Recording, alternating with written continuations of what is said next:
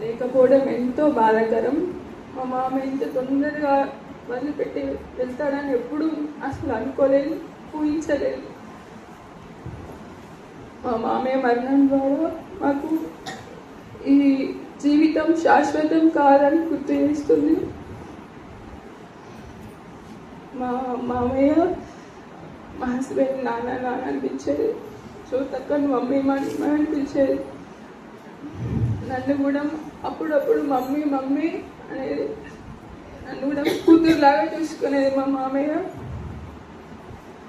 ఎవరికి ఏం బాధ పెట్టారు, అందరినీ ప్రేమగా చూసుకుంటారు. మనవాళ్ళు మనవరాళ్ళు మేమన్నా అందరికీ అందరంటే ఇష్టం.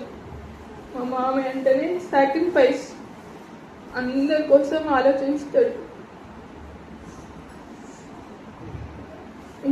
మా కుటుంబానికి దేవుడే మాకు బలాన్ని ఇస్తున్నాడు, ధైర్యాన్ని ఇస్తున్నాడు.